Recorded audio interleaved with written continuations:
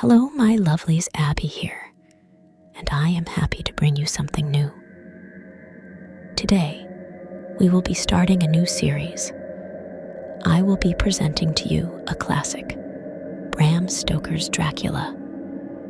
So, settle in and let's get on with the tale.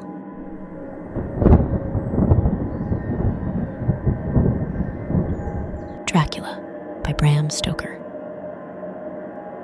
Chapter 1. Jonathan Harker's journal, the 3rd of May, Bistritz. Left Munich at 8:35 p.m. on the 1st of May, arriving at Vienna early next morning.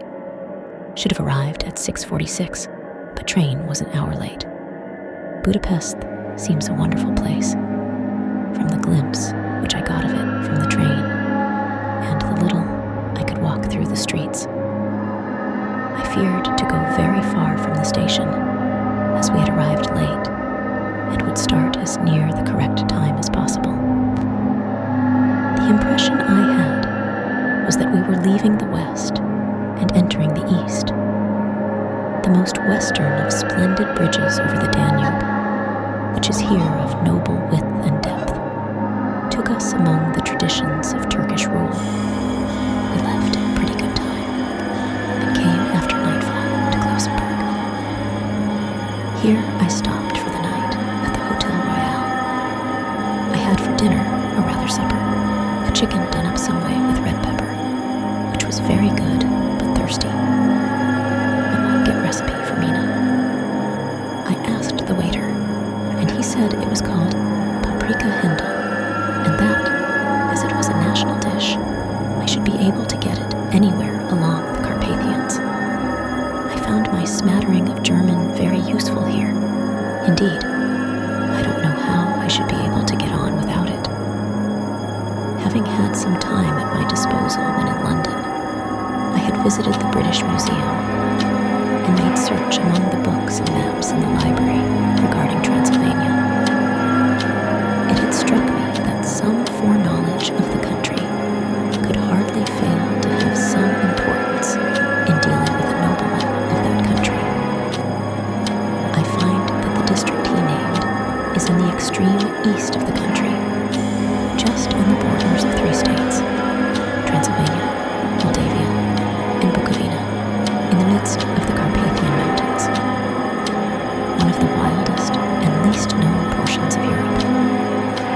I was not able to light on any map or work giving the exact locality of the Castle Dracula, as there are no maps of this country as yet to compare with our own Ordnance Survey maps. But I found that Bistritz, the post town named by Count Dracula, is a fairly well-known place. I shall enter here some of my notes, as they may refresh my memory when I talk over my travels with Mina. In the population of Transylvania, there are 4 distinct nationalities: Saxons in the south, and mixed with them the Wallachs, who are the descendants of the Dacians, Magyars in the west, and Seklis in the east and north. I am going among the latter, who claim to be descended from Attila and the Huns.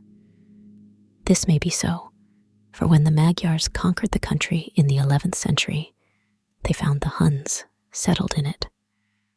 I read that every known superstition in the world is gathered into the horseshoe of the Carpathians, as if it were the center of some sort of imaginative whirlpool.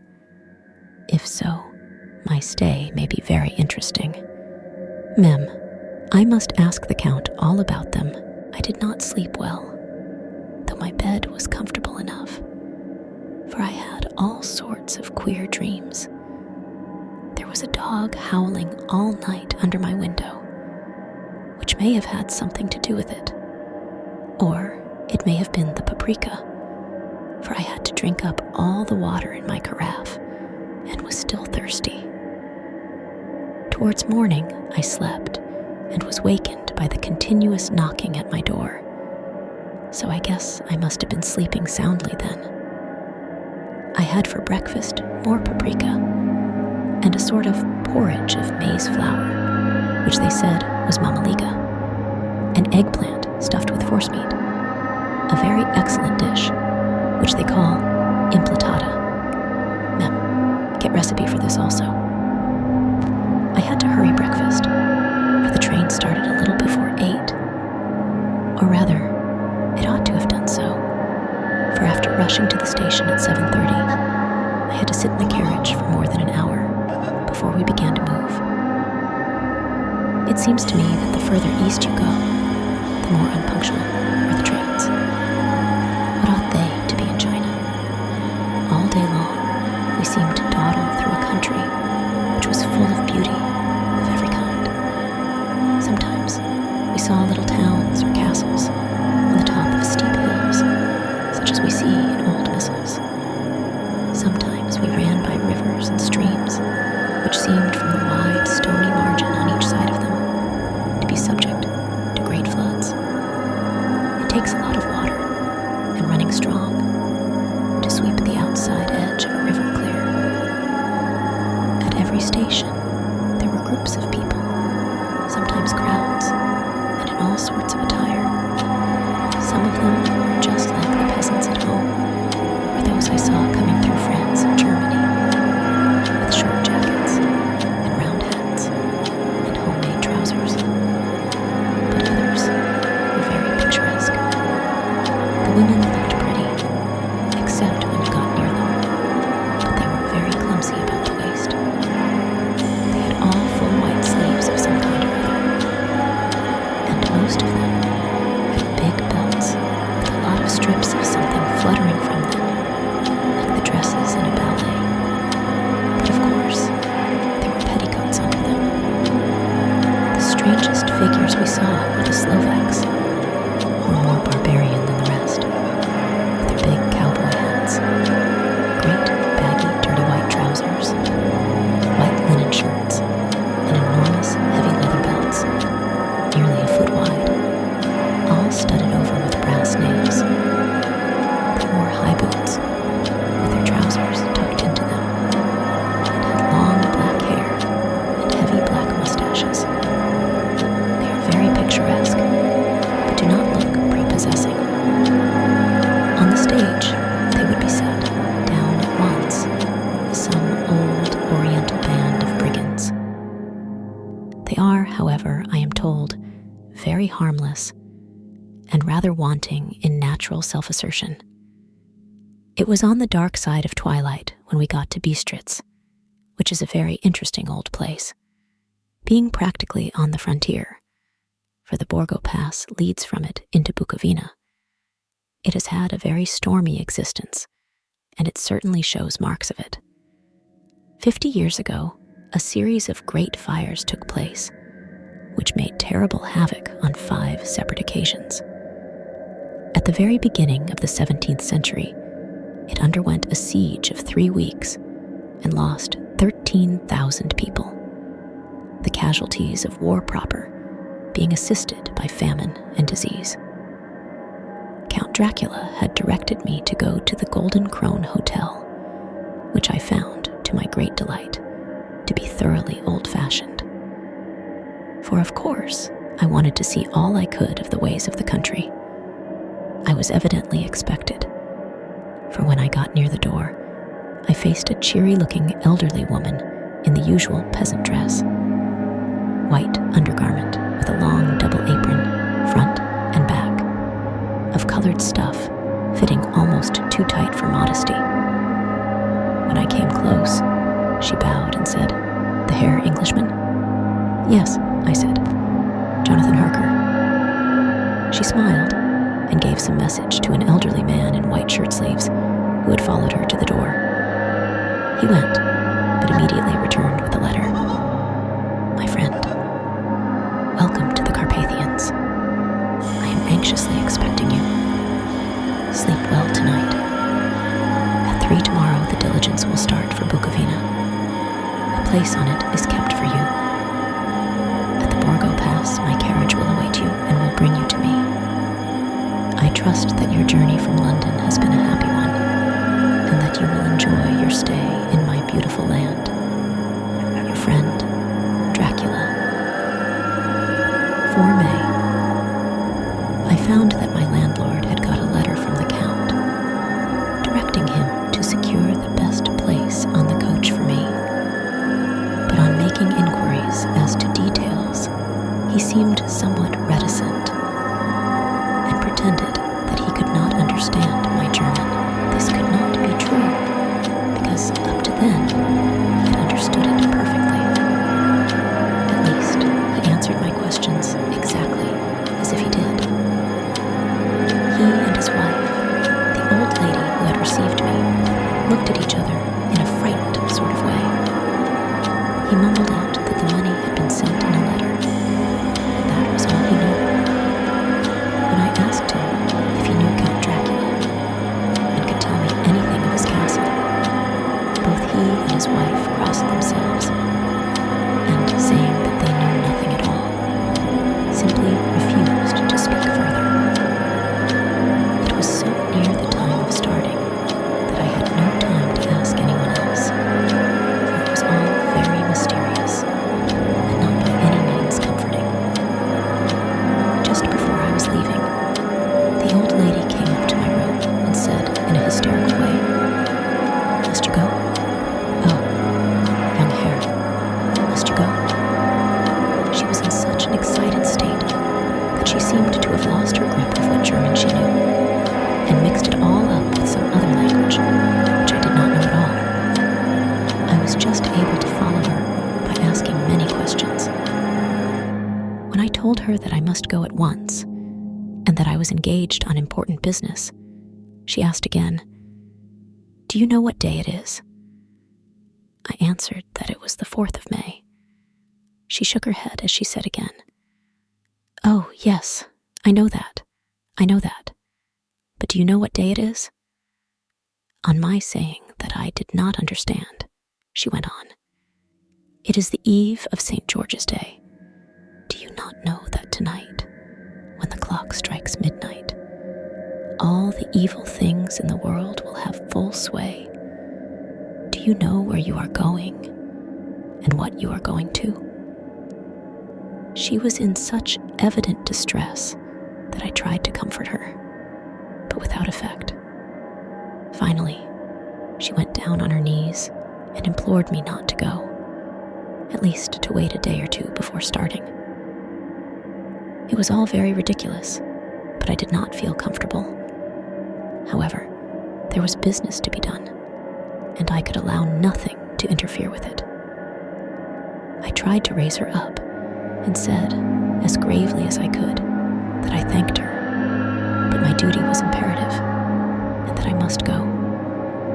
She then rose and dried her eyes, and taking a crucifix from her neck, offered it to me. I did not know what to do, for, as an English churchman, I have been taught to regard such things as in some measure idolatrous, and yet it seemed so ungracious to refuse an old lady, meaning so well, and in such a state of mind. She saw, I suppose, the doubt in my face, for she put the rosary round my neck and said, "For your mother's sake," and went out of the room. I am writing up this part of the diary whilst I am waiting for the coach, which is, of course, late, and the crucifix is still round my neck. Whether it is the old lady's fear, or the many ghostly traditions of this place, or the crucifix itself, I do not know, but I am not feeling nearly as easy in my mind as usual. If this book should ever reach me now before I do, let it bring my goodbye. Here comes the coach, the 5th of May, the castle. The gray of the morning has passed, and the sun is high over the distant horizon, which seems jagged, whether with trees or hills I know not, for it is so far off that big things and little are mixed. I am not sleepy, and as I am not to be called till I awake, naturally I write till sleep comes. There are many odd things to put down, and lest who reads them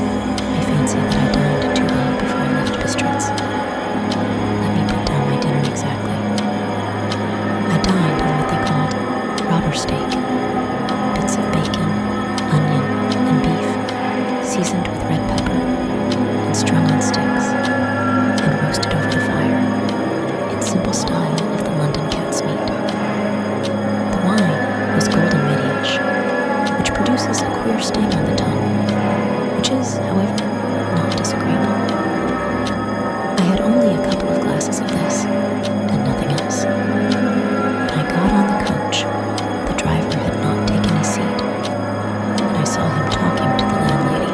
They were evidently talking of me, for every now and then they looked at me, and some of the people who were sitting on the bench outside the door came and listened, and then looked at me, most of them pityingly.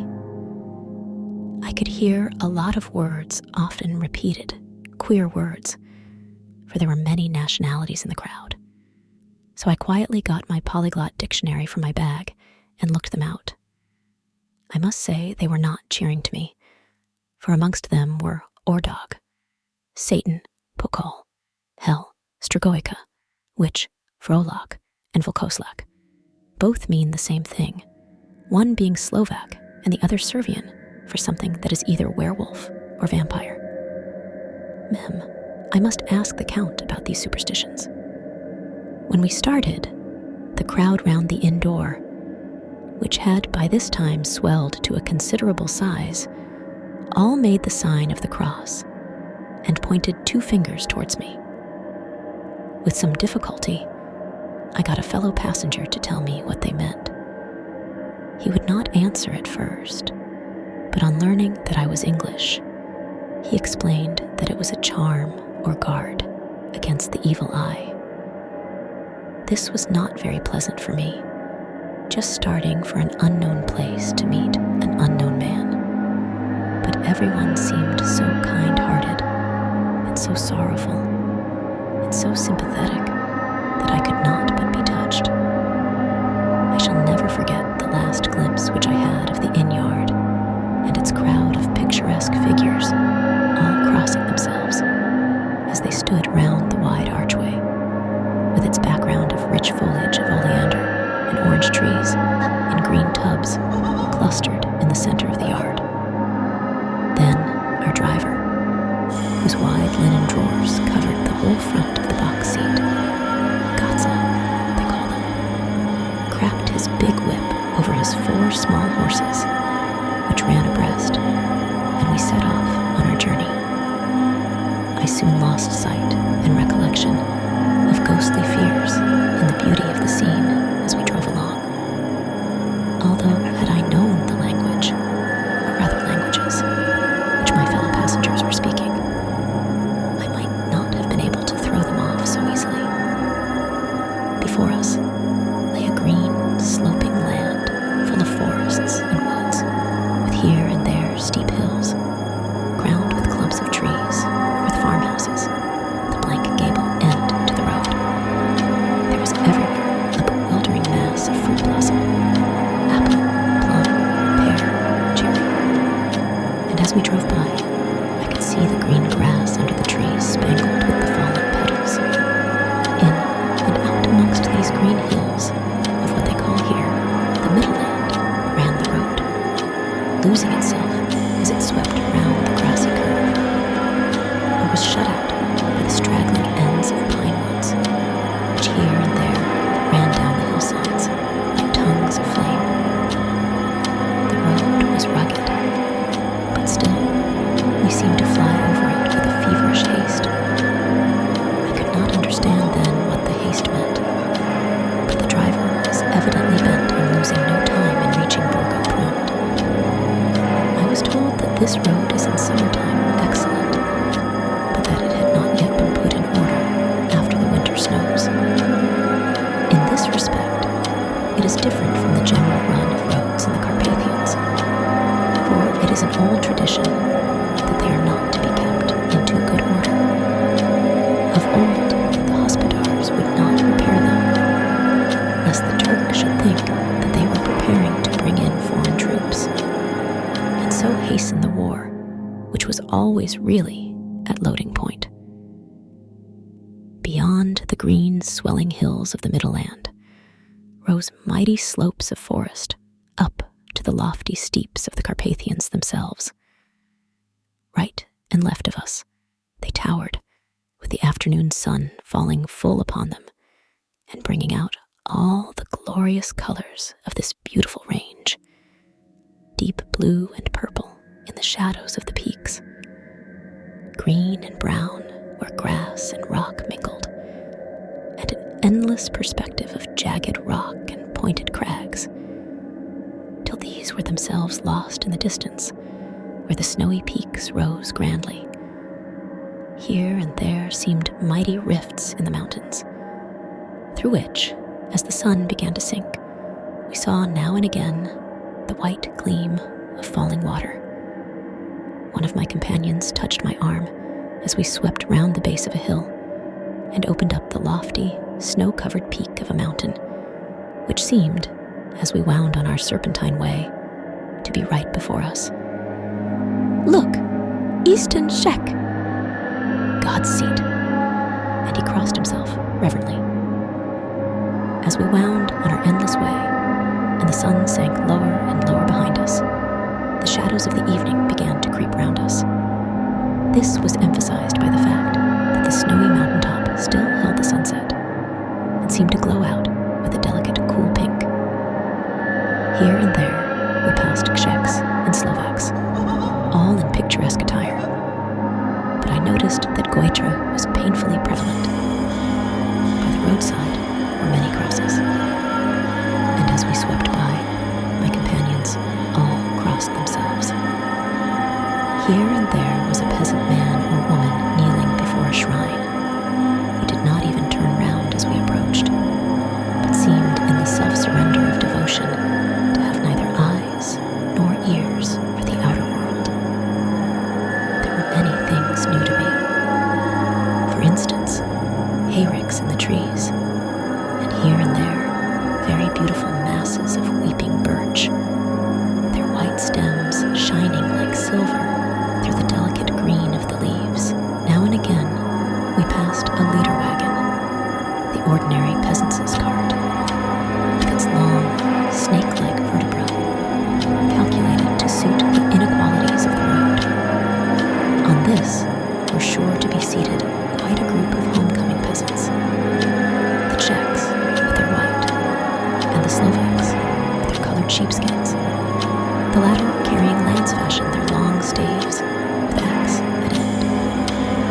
As the evening fell, it began to get very cold, and the growing twilight seemed to merge into one dark mistiness. The gloom of the trees, oak, beech, and pine, though in the valleys which ran deep between the spurs of the hills. As we ascended through the pass, the dark firs stood out here and there against the background of light-laying snow. Sometimes, as the road was cut through the pine woods that seemed in the darkness to be closing down upon us, great masses of grayness which here and there bestrewed the trees produced a peculiarly weird and solemn effect, which carried on the thoughts and grim fancies engendered earlier in the evening, when the falling sunset threw into strange relief the ghost-like clouds which amongst the Carpathians seemed to wind ceaselessly through the valleys. Sometimes the hills were so steep that despite our driver's haste, the horses could only go slowly. I wished to get down and walk up them, as we do at home, but the driver would not hear of it. "No, no," he said. "You must not walk here. The dogs are too fierce." And then he added, with what he evidently meant for grim pleasantry, for he looked round to catch the approving smile of the rest, "And you may have enough of such matters before you go to sleep." The only stop he would make was a moment's pause to light his lamps. When it grew dark, there seemed to be some excitement amongst the passengers, and they kept speaking to him, one after the other, as though urging him to further speed. He lashed the horses unmercifully with his long whip, and with wild cries of encouragement, urged them on to further exertions. Then, through the darkness, I could see a sort of patch of gray light ahead of us, as though there were a cleft in the hills. The excitement of the passengers grew greater. The crazy coach rocked on its great leather springs and swayed like a boat tossed on a stormy sea.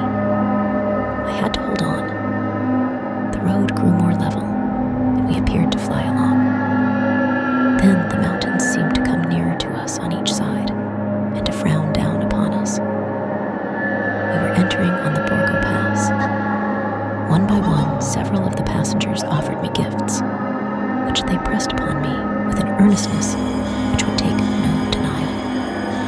These were certainly of an odd and varied kind, but each was given in simple good faith, with a kindly word and a blessing, and that same strange mixture of fear-meaning movements which I had seen outside the hotel at Bistritz, the sign of the cross and the guard against the evil eye.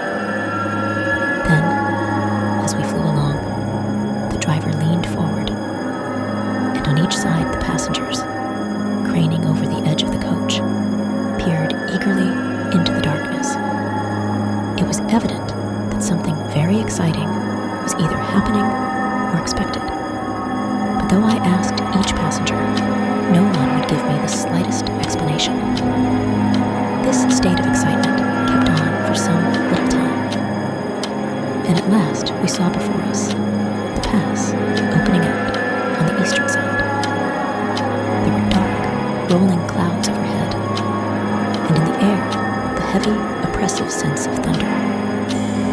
It seemed as though the mountain range had separated two atmospheres, and that now we had got into the thunderous one. I was now myself looking out for the conveyance which was to take me to the Count. Each moment I expected to see the glare of lamps through the blackness, but all was dark.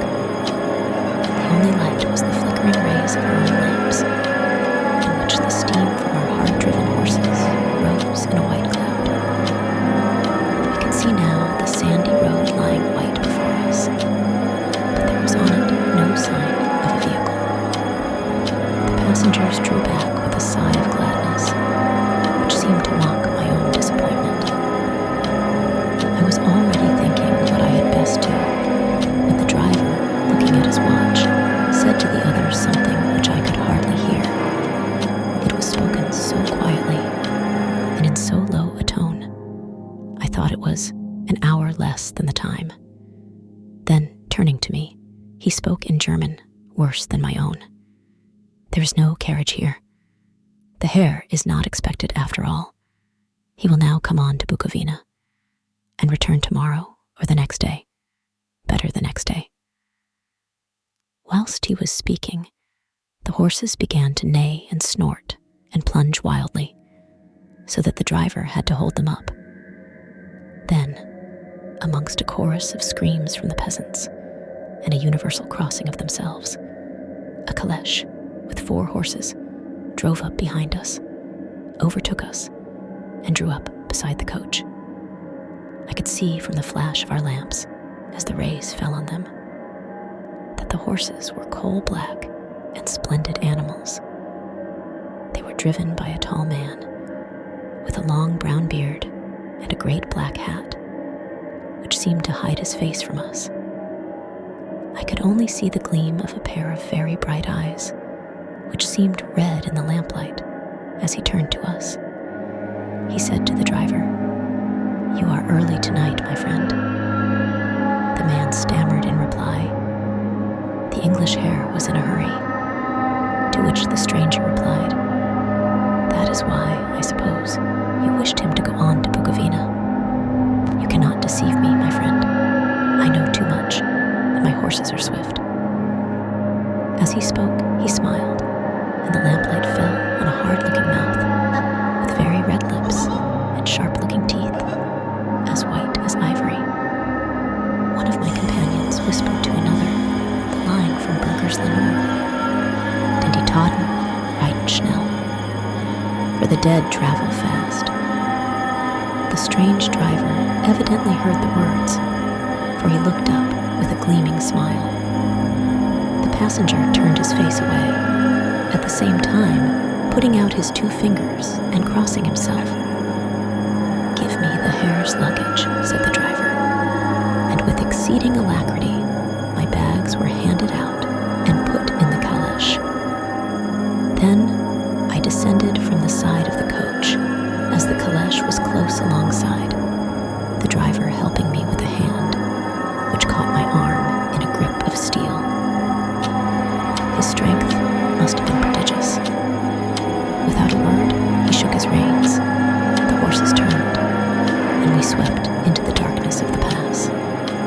As I looked back, I saw the steam from the horses of the coach by the light of the lamps, and projected against it the figures of my late companions crossing themselves. Then the driver cracked his whip and called to his horses, and off they swept on their way to Bukovina. As they sank into the darkness, I felt a strange chill and a lonely feeling come over me.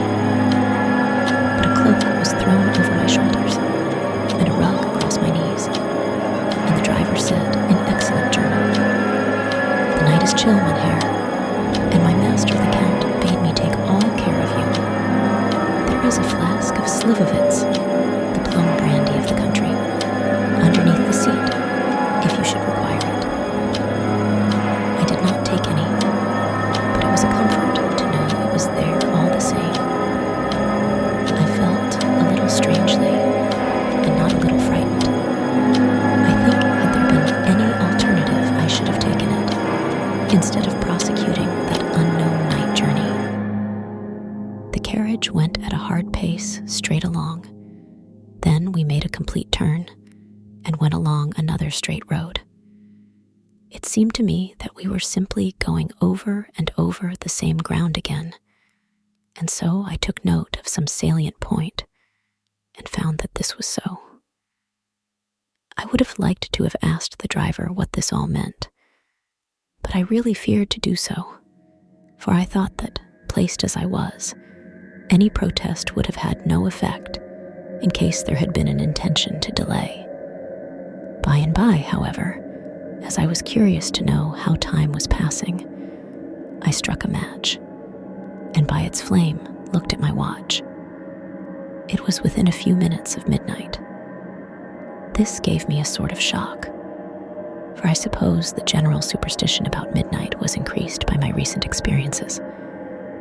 I waited with a sick feeling of suspense. Then a dog began to howl somewhere in a farmhouse far down the road, a long, agonized wailing, as if from fear. The sound was taken up by another dog, and then another and another, till, borne on the wind, which now sighed softly through the pass, a wild howling began, which seemed to come from all over the country, as far as the imagination could grasp it through the gloom of the night. At the first howl, the horses began to strain and rear, but the driver spoke to them soothingly, and they quieted down, but shivered and sweated as though after a runaway from sudden fright. Then, far off in the distance, from the mountains on each side of us, began a louder and a sharper howling, that of wolves, which affected both the horses and myself in the same way. For I was minded to jump from the caleche and run, whilst they reared again and plunged madly, so that the driver had to use all his great strength to keep them from bolting. In a few minutes, however, my own ears got accustomed to the sound, and the horses so far became quiet that the driver was able to descend and to stand before them. He petted and soothed them, and whispered something in their ears, as I have heard of horse tamers doing, and with extraordinary effect. For under his caresses, they became quite manageable again, though they still trembled. The driver again took a seat, and shaking his reins, started off at a great pace. This time, after going to the far side of the pass, he suddenly turned down a narrow roadway which ran sharply to the right. Soon we were hemmed in with trees, which in places arched right over the roadway till we passed as through a tunnel. And again, great frowning rocks guarded us boldly on either side. Though we were in shelter, we could hear the rising wind, for it moaned and whistled through the rocks, and the branches of the trees crashed together as we swept along. It grew colder and colder still, and fine, powdery snow began to fall, so that soon we and all around us were covered with a white blanket. The keen wind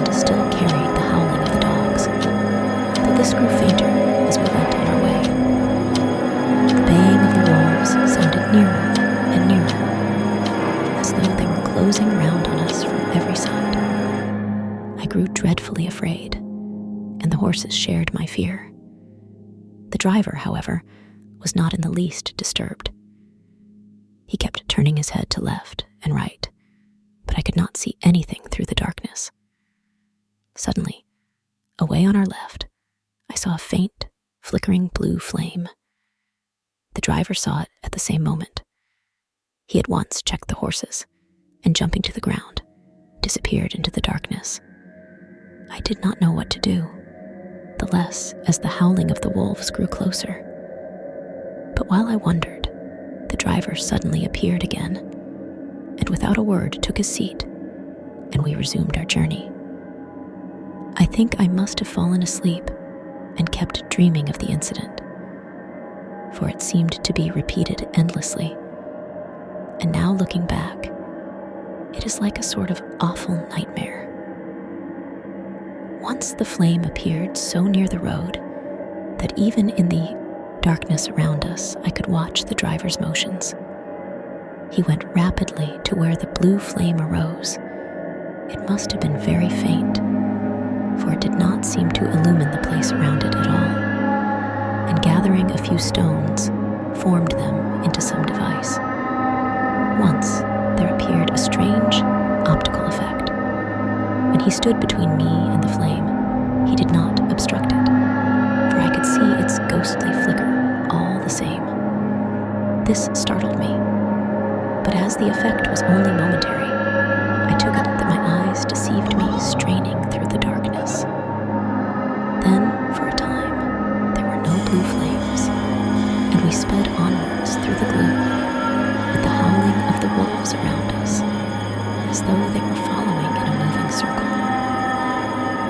At last, there came a time when the driver went further afield than he had yet gone, and during his absence, the horses began to tremble worse than ever, and to snort and scream with fright. I could not see any cause for it, for the howling of the wolves had ceased altogether. But just then, the moon, sailing through the black clouds, appeared behind the jagged crest of a beetling, pine-clad rock, and by its light, I saw around us a ring of wolves with white teeth and lolling red tongues, with long, sinewy limbs and shaggy hair. They were 100 times more terrible in the grim silence which held them than even when they howled.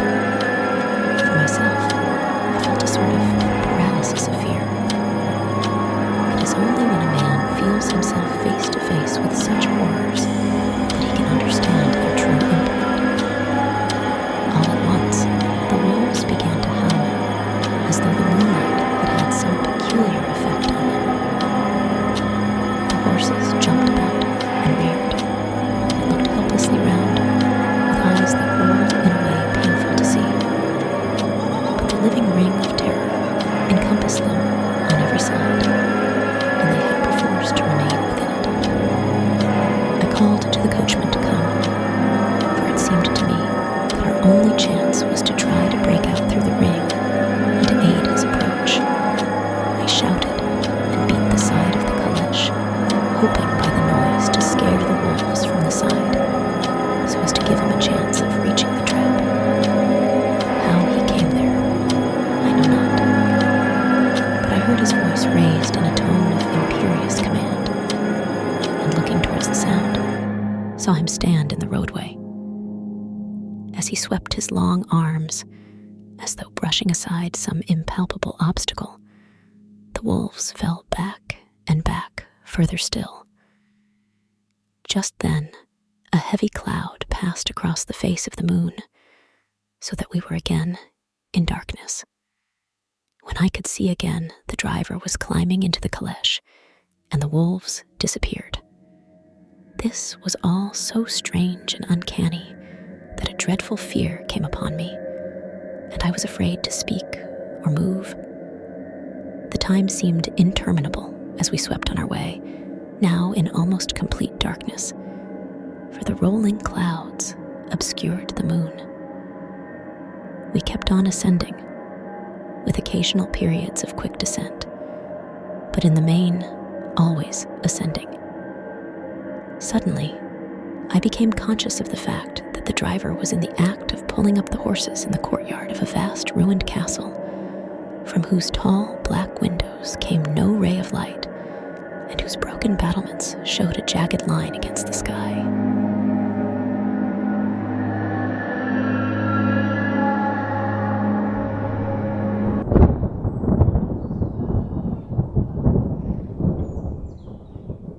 Hello, my lovelies, Abby here.